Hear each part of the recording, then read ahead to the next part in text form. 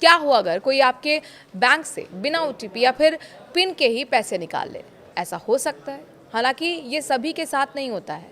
ग्रामीण क्षेत्रों में लोगों की सुविधा के लिए आधार इनेबल पेमेंट सर्विस मिलती है।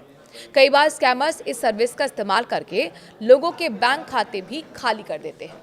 आइए जानते हैं इस तरह के स्कैम से आप कैसे बच सकते हैं। स्कैमर्स लोगों को तरह तरह से ठगते हैं। ठगी का एक तरीका ऐसा भी है जिसमें ना तो किसी ओटीपी की ज़रूरत होती है और ना ही पिन की। हम बात कर रहे हैं आधार इनेबल पेमेंट सिस्टम के तहत की जाने वाली धोखाधड़ी की। इस तरह के स्कैम पे न सिर्फ अकाउंट होल्डर के साथ फ्रॉड होता है, बल्कि अपराधी से ऐसे अकाउंट्स का इस्तेमाल म्यूल अकाउंट के तौर पर करते हैं। एईपीएस फ्रॉड में स्कैमर्स टारगेट की आधार डिटेल्स चुराते हैं और फिर उन डिटेल्स का इस्तेमाल करके पैसों का हेरफेर करते हैं। कैसे होता है एईपीएस फ्रॉड, चलिए ये जानते हैं। स्कैमर्स सबसे पहले आधार डेटा, फिंगरप्रिंट और दूसरी डिटेल्स चुराते हैं। इसके लिए वो कई लीक हुए डेटा का इस्तेमाल करते हैं।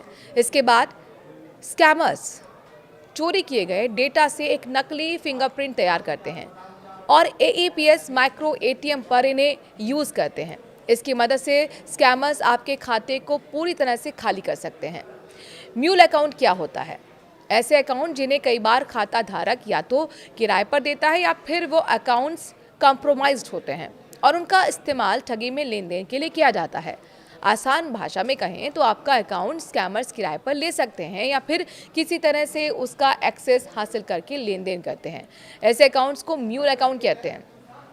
ऐसे फ्रॉड से आप कैसे बचें और इसको कैसे रोका जा सकता है, चलिए ये बहुत महत्वपूर्ण है आपको समझना और जानना। बीएलएस ई सर्विसेज के चेयरमैन शिखर अग्रवाल ने बताया है कि एईपीएस फ्रॉड्स को रोकने का सबसे अच्छा तरीका जेपीएस इनेबल डिवाइसेस है। इस तरह से डिवाइसेस की वजह से एक निश्चित जगह से ही ट्रांजैक्शन हो सकता है। जो एक्सपर्ट्स हैं वो ये बताते हैं कि एईपीएस फ्रॉड को रोकने का सबसे अच्छा तरीका जीपीएस इनेबल डिवाइसेस हैं। इस तरह से डिवाइसेस की वजह से एक निश्चित जगह से ही ट्रांजैक्शन हो सकता है। अगर जीपीएस डिवाइस से की गई payment request registered service area से बाहर होती है तो पेमेंट नहीं होती है। ऐसे पेमेंट्स अमान्य हो जाती हैं। इन जीपीएस इनेबल डिवाइसेस से न सिर्फ बैंक फ्रॉड्स को रोका जा रहा है, बल्कि इससे बैंकों और एनपीसीआई को भी फायदा मिल रहा है। जीपीएस डेटा की मदद से फ्रॉड हॉटस्पॉट की पहचान की जाती है। जैसे ऐसे गाँव या फिर ब्लॉक्स की जानकारी मिलती है जहाँ फ्रॉड ज़्यादा हो रहे हैं तो उनकी सेफ्टी बढ़ जाती है। फ्यूचर में इन डिवाइसेस में एआई के इंटीग्रेशन से फ्रॉड्स को रोकने के लिए बेहतर टेक्नोलॉजी भी तैयार की जा सकती है।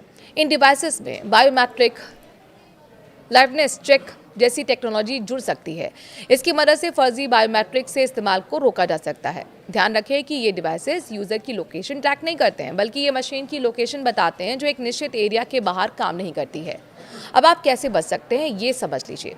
इस तरीके के फ्रॉड से सिर्फ जागरूक रहकर ये बचा जा सकता है। आपको अपने बायोमेट्रिक को लॉक रखना चाहिए। आप UIDAI की वेबसाइट पर जाकर अपना आधार और बायोमेट्रिक लॉक कर सकते हैं। साथ ही किसी भी नकली या फिर अनधिकृत सेंटर पर अपना आधार अपडेट ना कराएं। अपने आधार को किसी अनजान शख्स के साथ शेयर बिल्कुल ना करें। कई बार लोग अपने आधार कार्ड को दुकान पर फोटो कॉपी के लिए देते हैं और फिर उन दुकानदारों के पास ही आपके आधार की कॉपी रह जाती है। ऐसा करना रिस्की हो सकता है। बेहतर होगा कि आप फिजिकल आधार कार्ड से फोटो कॉपी लें। अगर किसी की फ़ोटो भेजते हैं तो काम होने के बाद उसे डिलीट ज़रूर कर लें।